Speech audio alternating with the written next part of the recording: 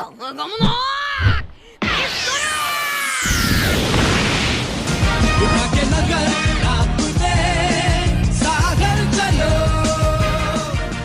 Episode का नाम है इंतज़ार हुआ ख़त्म कैप्टन बगी की वापसी।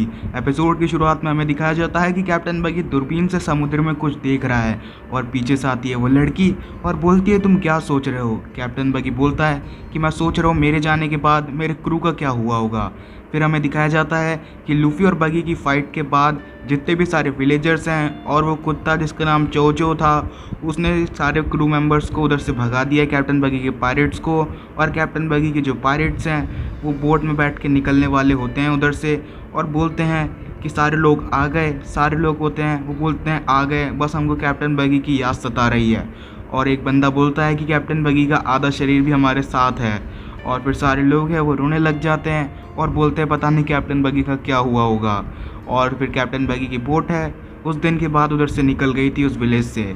और फिर हमें दिखाया जाता है प्रेजेंट टाइम का सीन जहाँ पे जो कैप्टन बगी के सारे पायरेट्स हैं वो बोल रहे होते हैं पता नहीं इस ग्रुप का अब क्या होगा और कैप्टन बगी वापस आएंगे भी या नहीं कभी।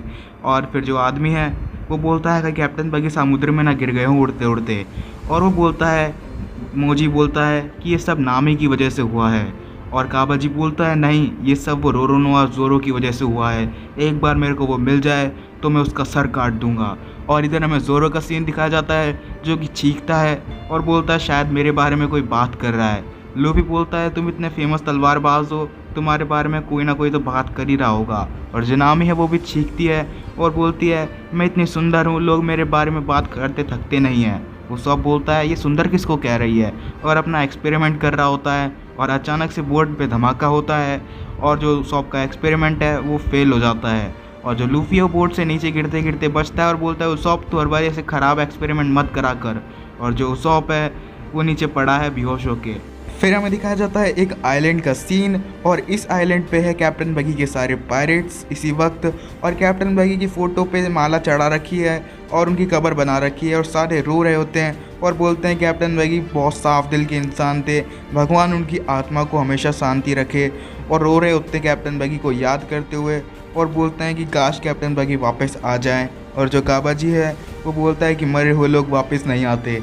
और फिर मोजी है वो बोलता है कि अब मेरे को ही कैप्टन बनना पड़ेगा और इस ग्रुप को संभालना पड़ेगा। और फिर अचानक से काबाजी आता है और बोलता है क्या बोल रहे हो तुम, कैप्टन तुम बनोगे, कैप्टन तो मैं बनने के लायक हूँ। मोजी बोलता है कि कैप्टन बगी का फेवरेट मैं था इसलिए कैप्टन मैं ही बनूंगा। काबाजी बोलता है फेवरेट होने से कुछ नहीं होता, ताकतवर होना चाहिए इंसान और वो मैं हूँ। और फिर जो मोजी है वो बोलता है तो हो जाए। और जो काबाजी है वो बोलता है ठीक है। और फिर दोनों लड़ाई करने के लिए तैयार होते हैं। और जो काबाजी के दोस्त हैं वो काबाजी को चीयर करने लग जाते हैं कि काबाजी जीतेगा। और जो मोजी के दोस्त हैं वो मोजी को चीयर करने लग जाते हैं। और जितने भी सारे लोग हैं वो उधर एक रिंग बनाते हैं टूर्नामेंट करने के लिए और रिंग में उतर जाते हैं मोजी और काबाजी आपस में लड़ाई करने के लिए और देखने के लिए कि कैप्टन बनने लायक कौन है। और फिर जो काबाजी है वो मोजी पे अटैक करता है और जो मोजी है वो भी काबाजी पे अटैक करता है। और ये फाइट एकदम नॉर्मल सी होती है, लेकिन जो काबाजी और मोजी के हथियार है दोनों वो टूट जाते हैं। फिर दोनों फैसला करते हैं कि हम हाथों से लड़ाई करेंगे बिल्कुल असली मर्द की तरह। और फिर वो हाथों से लड़ाई करने लग जाते हैं। काबाजी कभी मोजी के घूसा देता है और जो मोजी है वो कभी काबाजी के घूसा देता है। और सारे लोग हैं वो उनको चीयर कर रहे होते हैं। और फिर हो जाती है शाम और शाम को भी वो लोग आपस में लड़ रहे होते हैं और बोलते हैं कि अब तो हार मान लो, कैप्टन मैं ही बनूंगा। और फिर दोनों में से कोई हार नहीं मानता और लड़ाई करते रहते हैं। और फिर हो जाती है रात और सारे लोग हैं वो खाना खा रहे होते हैं, लेकिन इधर काबाजी और जो मोजी हैं वो लड़ाई कर रहे होते हैं और बहुत ही थके हुए होते हैं और बोलते हैं कि मैं ही जीतूंगा और कैप्टन बनने लायक मैं हूँ। रात हो चुकी है, इधर से निकल जाओ और हार मान लो। काबाजी बोलता है मैं हार नहीं मानूंगा, मैं ही कैप्टन बनूंगा। और दोनों में से कोई हार नहीं मान रहा होता। इधर सारे पायरेट्स हैं वो सो रहे होते हैं कैप्टन बगी के।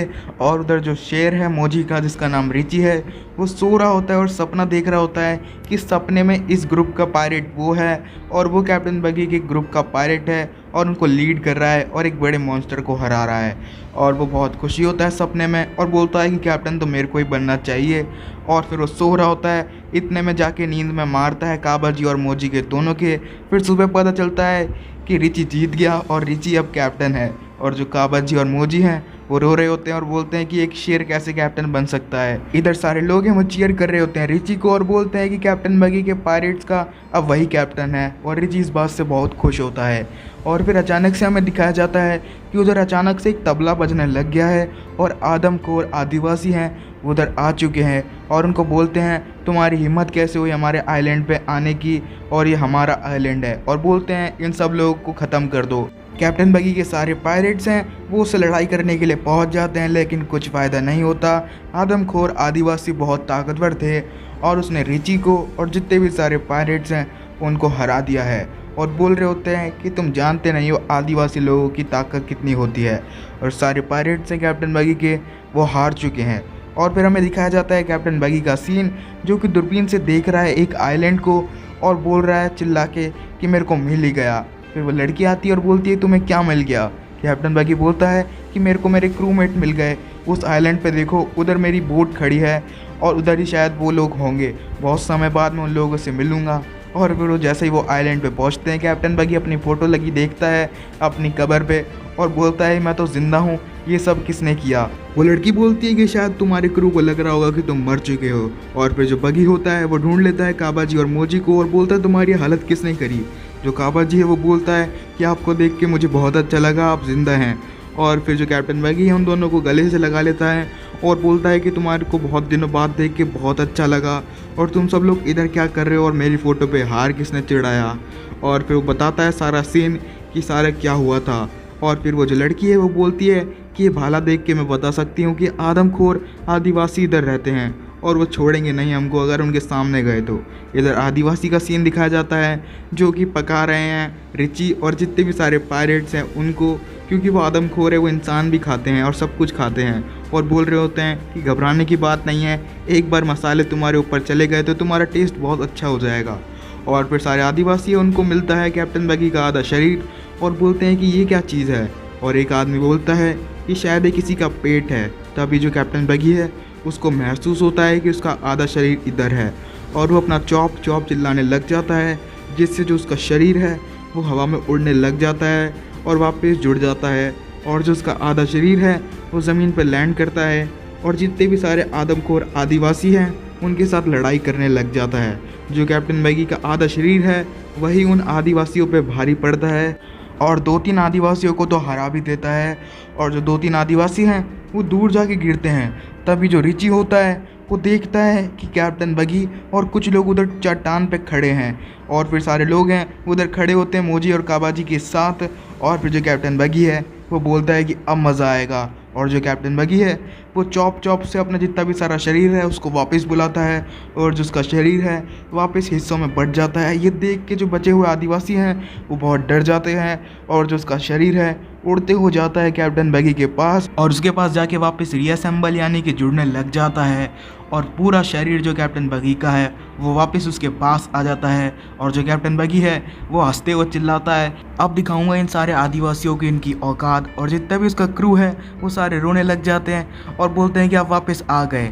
और फिर जो कैप्टन बगी है वो बोलता है कि इन पे बगी स्पेशल चला दो। काबाजी उस पर बगी स्पेशल चला भी देता है, और वो लड़की है वो नीचे जाती है, और जो मोजी है वो भी अपने शेर पे बैठ के उनके साथ लड़ाई करने के लिए पहुंच जाता है। और जो कैप्टन बगी है वो अपने डेविल फ्रूट की ताकत से उनको डराने लग जाता है। सारे आदिवासी हैं वो डर जाते हैं, और जो कैप्टन बगी है वो उनको मारने लग जाता है।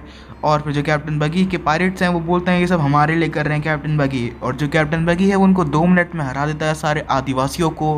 कैप्टन बगी बोलता है कि तुम लोगों को वापस देख के मुझे बहुत अच्छा लग रहा है। सारे क्रू मेंबर्स हैं वो रोने लग जाते हैं और बोलते हैं कि आप इतने टाइम तक कहाँ थे। कैप्टन बगी है वो अपनी आंखें बंद करता है और उसको वो सारी चीज़ें याद आती हैं जो कि उसके साथ इस समय में हुई थी, कि कैसे वो भटक रहा था वापस आने के लिए, और फिर अचानक से चिल्लाता है कि ये सब उस स्ट्रॉ हेड वाले की वजह से हुआ है, मैं उसको छोड़ूंगा नहीं, अब मेरा शरीर मेरे को वापस मिल चुका है। और फिर जो सारे पायरेट्स हैं वो बोलते हैं कि हाँ हम भी उसे नहीं छोड़ेंगे, और बोलते हैं कि लड़की कौन है, ये बहुत सुंदर है, आपके साथ क्या कर रही है। और फिर जो कैप्टन बगी है वो बोलता है कि अरे इससे तो मैं तुम्हें मिलाना भूल ही गया। वो बोलता है कि इस लड़की ने मेरी जान बचाई है और इसका नाम है, और बोलता है कि इसने मेरी जान बचाई लेकिन फिर भी मैंने इससे इसका नाम नहीं पूछा, और बोलता है कि तुम्हारा नाम क्या है। और वो लड़की है वो हंसती है। फिर हमें थोड़ी देर बाद का सीन दिखाया जाता है जहाँ पे जो कैप्टन बगी की बोट है उसके सेल खोल चुके हैं और जो कैप्टन बगी है वो बोलता है कि अब हम जाने के लिए तैयार हैं और हमारा पहला गोल है कि वो मंकी डी लूफी को पकड़ना है और उसको उधर ही मारना है।